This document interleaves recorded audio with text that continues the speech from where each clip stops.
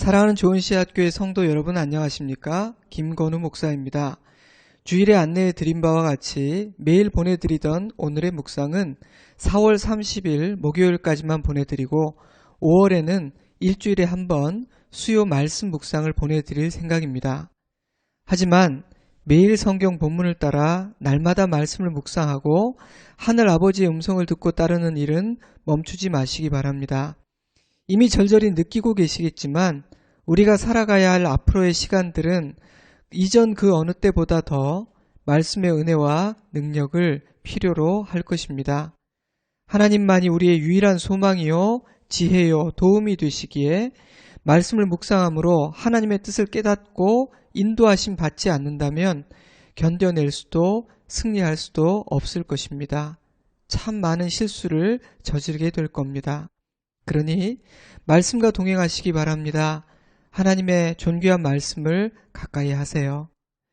5월 한 달 동안은 31일 감사 챌린지에 집중하려 합니다.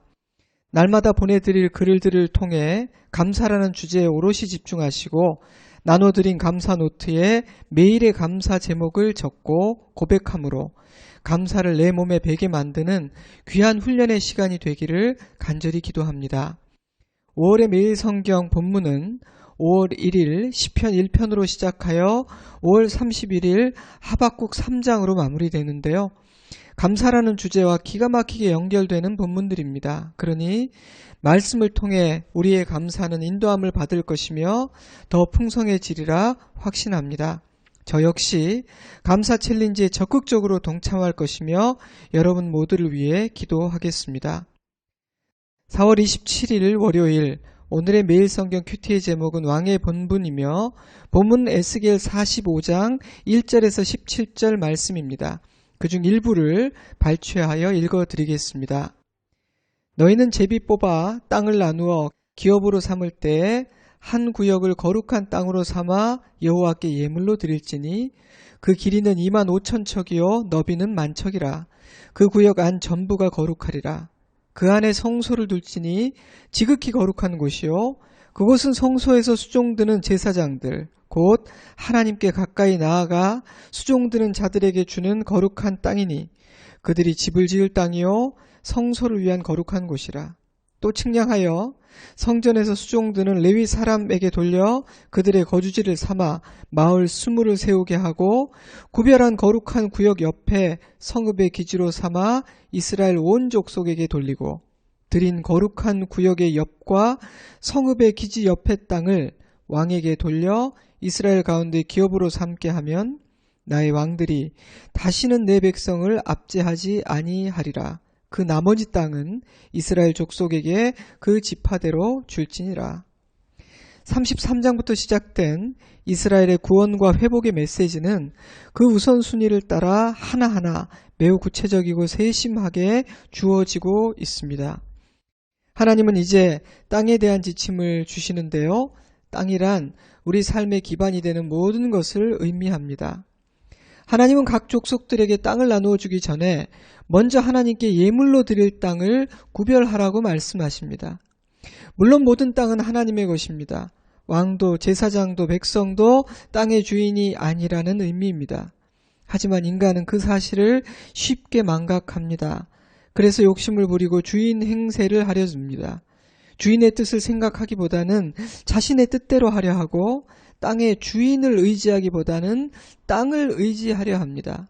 때문에 하나님은 그중 일부를 구별하여 하나님께 드림으로 왕, 제사장, 이스라엘 백성 모두가 땅의 주인이 하나님이심을 잊지 않게 하십니다. 사랑하는 여러분, 내게 허락하신 땅의 일부를 구별하여 하나님께 드림으로 내게 허락된 모든 것의 주인은 내가 아니라 하나님이심을 고백하는 일은 매우 중요합니다. 그리함으로 우리는 욕심을 부리지 않을 수 있습니다. 주님의 뜻을 따라 잘 사용할 수 있을 뿐 아니라 항상 내게 주어진 것에 대해 감사할 수 있습니다. 땅을 잃고 춥고 배고프게 될까봐 두려워하지 않을 수 있습니다. 왜냐하면 나의 수고로 얻어진 것처럼 보이지만 내 힘으로 지켜야 할 것처럼 보이지만 사실은 그 땅의 주인이신 하나님께서 자기 백성들에게 나누어 주신 땅이며 하나님이 지키시는 땅이기 때문입니다. 때문에 우리는 땅이 아니라 하나님을 의지하게 됩니다.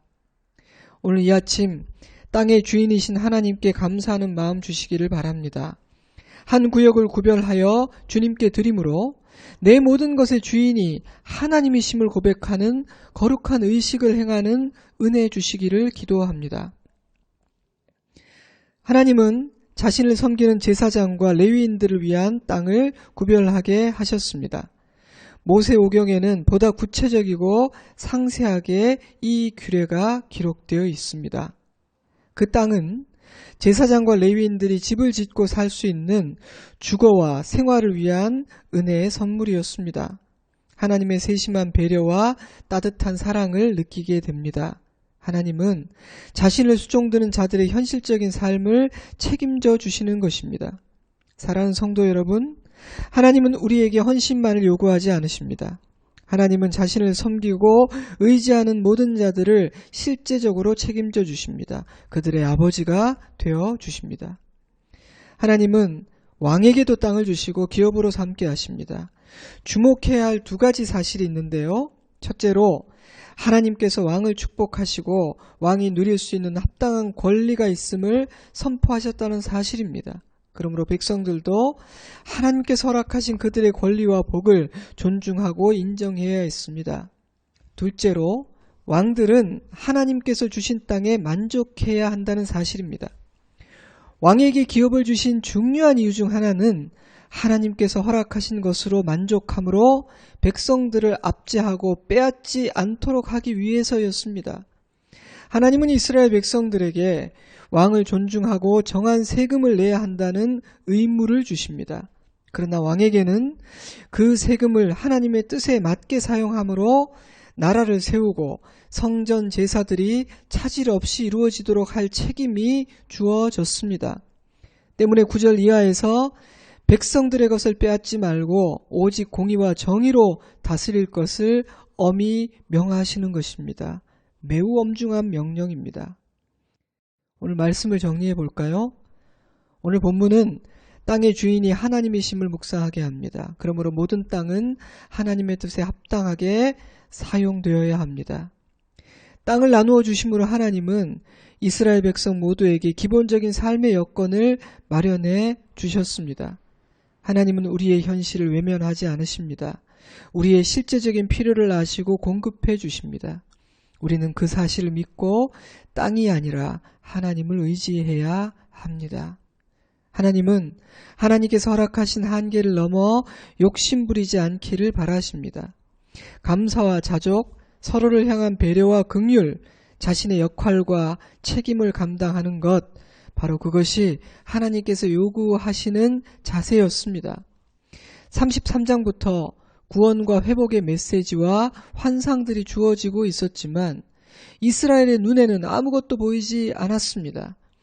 그러나 하나님에게 이스라엘의 회복은 이미 이루어진 현실이었습니다. 때문에 하나님의 말씀은 매우 구체적이었고 에스겔이 본 환상은 생생했습니다.